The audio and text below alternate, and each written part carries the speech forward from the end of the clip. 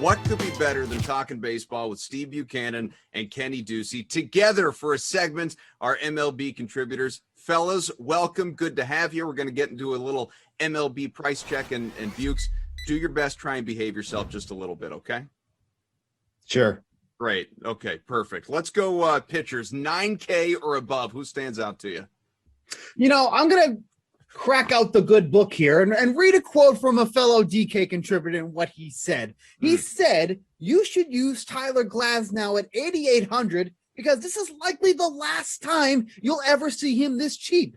That was said by Garion Thorne on April 1st, 2021 at 11:07 Eastern Standard Time. The moon was in a half phase, blah, blah, blah, blah, blah. But he was totally correct because tonight, Tyler Glasnow is 10,400 going up against the Rangers, a Rangers team that is going to provide plenty of strikeouts for Tyler Glasnow. They have a 27.1 K percentage on this season. They're not hitting well either. 316 Woba, 137 isolated power against righties. Tyler Glasnow is a stud on the mound, off the mound, no matter where he goes. This guy's a stud, and he should be a stud for your SP1 slot tonight on DraftKings.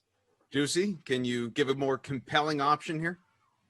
I thought that I didn't know where you were going with that quote, but I don't really love any of the high price options besides, Glasnow is good. The Rangers have been like weirdly hitting well this year, so it's kind of scary, but I like Garrett Cole at 10.7K. I'll pay all the way up if I'm going to pay up over $9,000. I do think there's a lot of great value on this slate. I'm looking at Freddie Peralta at 7.7K, but Toronto just an 84 WRC plus against righties in the early going. They don't have Teoscar Hernandez or Lourdes Gurriel.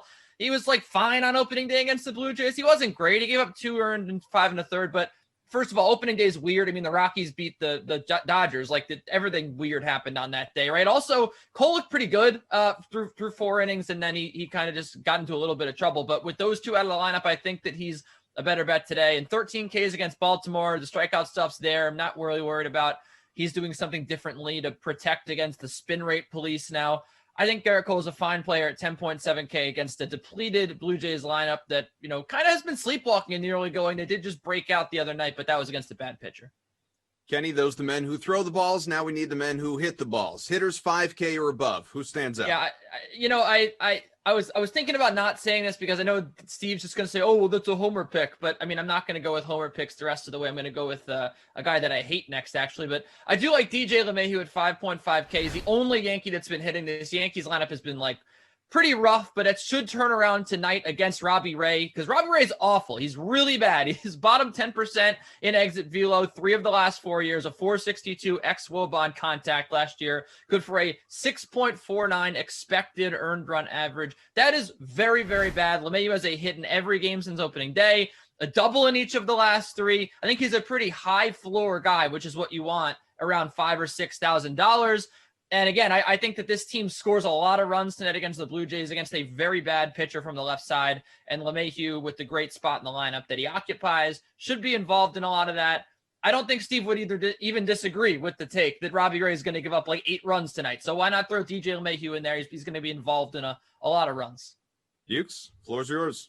Definitely don't want him putting words in my mouth, but I will say that if you are going to do that, this would be the time because I had Aaron Judge at 5,700. Look, Robbie Ray is coming off the injured list, so he's not expected to go deep into this game. But when does going deep into the game and Robbie Ray go into the same sentence other than saying he never does that? Even when he's fully healthy, he's lucky to make it out of 4 innings because he's already at 95 pitches by that time that rolls around. And look, he had a decent spring. So it's always people like, oh, you got to consider that. He was pretty good in the spring. I could have a good spring training on the mound, okay? And I haven't pitched in years. So let's just make that perfectly clear. But Aaron Judge specifically, he's a beast against left-handed pitching. 383 WOBA, 360 isolated power, and a 145 WRC plus against lefties last season. That has always been his sweet spot against left-handed pitching. Now you're going up against one of the worst left-handed pitchers in the American League, was the National League. Now it's the American League. Aaron Judge, 5,700.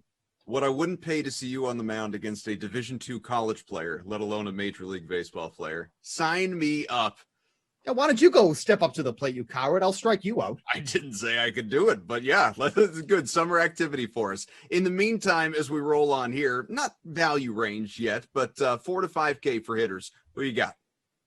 Yeah, I'm going to go with Jared Walsh here at 4,700. The dude is absolutely smashing opposing pitching so far. He has 10 hits on the season. 4 of them have gone for extra bases. 3 of those have left the park. Tonight, he's facing Brady Singer, who, by the way, got lit up by the Rangers of all teams in his first start of the season. He had a 4.39 FIP against lefties last season. I think his numbers are really just going to inflate this year. I think he had a little bit of too much luck last year with the Royals. So I love using Walsh right now. Feel like you're not getting a lot of buzz about him yet because he's over with the Angels, but this guy has been absolutely smashing the ball. Should be in the heart of that lineup once again as well. So 4,700, love using him tonight.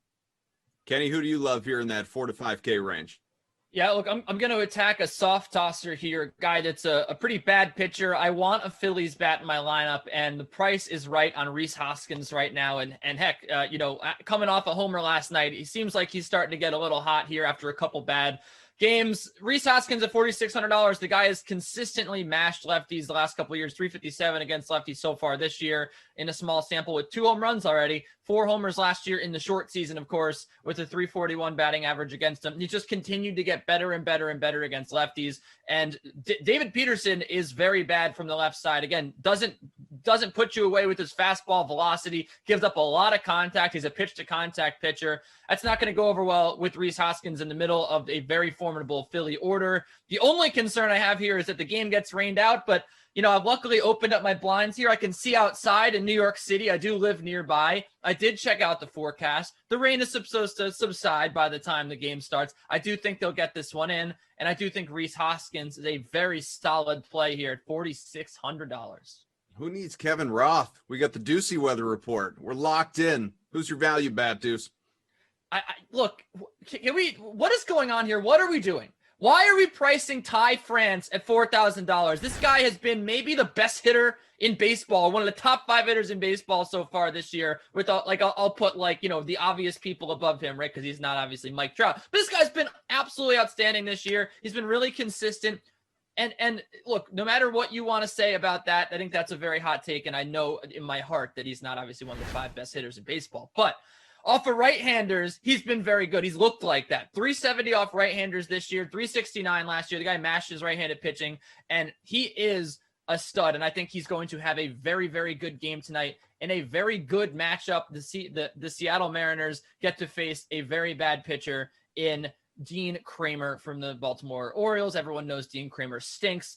And Ty France here, he's been pretty much like the most consistent hitter in that Seattle lineup. I love him, and I don't think I'm going to use a Gary and Thorne quote here. I don't think you're going to be able to get him for $4,000 all season long. I think he's going to move up towards the $5,000 range in about a month. You'll be having to pay a hefty price to get Ty France. So take him while you can. So Steve, do you have a cheap stud then? Well, thank you to Kenny for clearing it up that he didn't think that Ty France is one of the top 5 hitters in Major League Baseball. We all were thinking that. So thank you for making that clear. I like using Corey Dickerson at 3,100. I mean, Miami bats him leadoff against right-handed pitching, and that's what he was going to get tonight. I was going to say the Braves pitcher's name, but I honestly forgot to look it up on YouTube how to say it. So I'm just going to stick with the Braves pitcher that's going tonight because I'm not even going to try. But he's only 3,100 tonight for Dickerson. Okay, thanks. There you go. So you've done something useful for a change. He's 3,100, has some really good pop. He's not somebody who's going to go up there and hack. He's a patient hitter as well. So getting him in the leadoff spot for the Marlins tonight, I think it's a great spot to use him here. You're going to need salary savings here tonight. No matter how you chalk it up, you're either going to be paying for hitting or you're going to be paying for pitching. There's no way around it because there's so many studs and so many teams in good spots tonight. You will have to save in some spots. Corey Dickerson at 3,100 is an absolute steal. Doesn't even have to do much to repay his value. So 3,100, Corey Dickerson, lock him in tonight.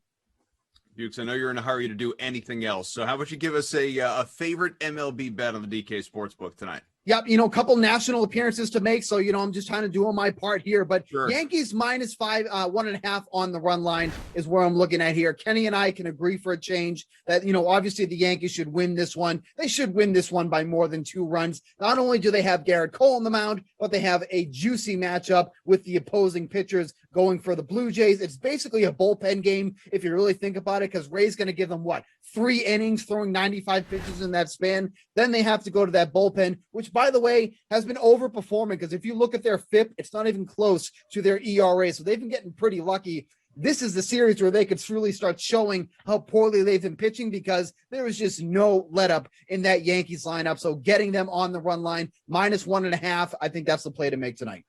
Kenny, dare I say it? Do you and Steve agree? I think the Yankees win tonight, yeah, but I'm looking at a much juicier money line here. It is the Brewers at -136. This is a misprice.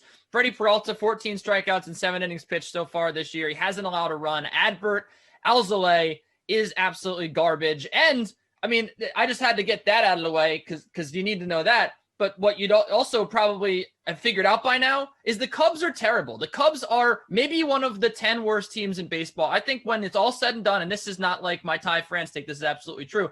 I think at the end of the season, the Cubs will be bottom 10 in most offensive categories. They can't make contact. Besides Chris Bryant, they have absolutely no redeeming qualities to that lineup. And I guess Ian Happ at top 2, right? But against a righty, you're looking at the lefties in this Cubs lineup. And what lefties do they have? Jason Hayward hasn't been able to make contact in 5 years. Jock Peterson's a whiff machine who doesn't like to throw the ball the other way.